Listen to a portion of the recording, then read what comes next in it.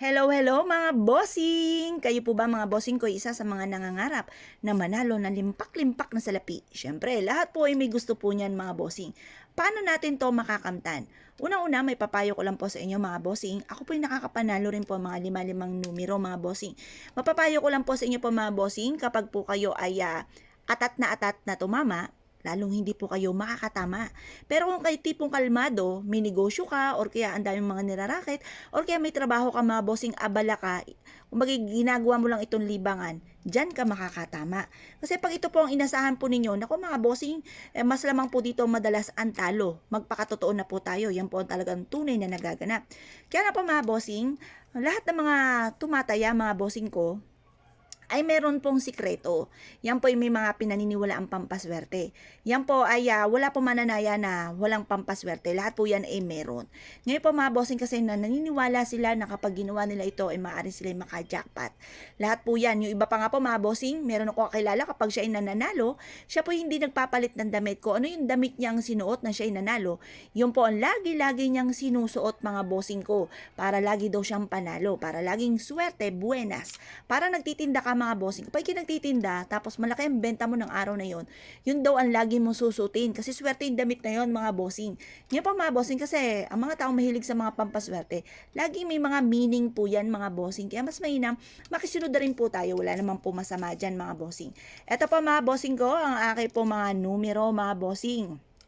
Yan, mahaga gusto nyo pong gayahin, okay naman po, gayahin nyo po siya kung ito po ang trip po ninyo na tayaan mga bossing. Wala naman po masama mga bossing.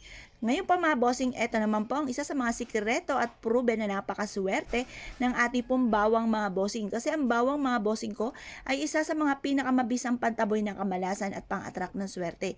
Proven po ito, favorite ko po ito mga bossing. Tapos, kailangan din po natin mga bossing ko ng brown na papel mga bossing or brown envelope mga bossing.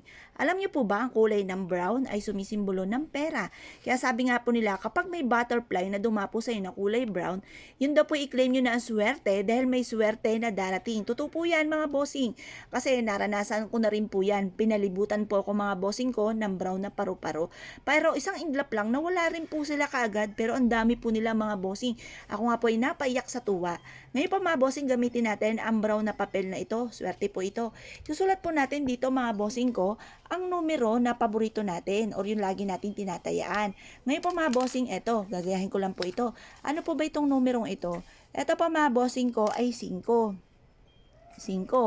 Pagkatapos, sunod po niyan 20. Sumunod po niyan 31 at sumunod po ay 40. Sumunod po nito ay 47 at sumunod po ay 50. Yan po ang aking numero na tinayaan mga bossing. Wala lang, naisipan ko lang po itong numerong ito at meron ding iba dyan, lucky pick lamang. Ngayon po mga bossing, sulat po natin dito, mananalo na ako ng jackpot. Mananalo na ako ng jackpot. Ngayon po mga bossing, ito po ilalagay po natin itong ating tinayaan mga bossing. Siya, lagay na po natin itong ticket na ito.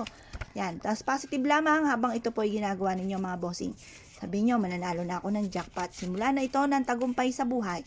Mananalo na ako ng jackpot, mananalo na ako ng jackpot. Positive lang mga bossing. Yayaman na ako at magiging matagumpay. Yan.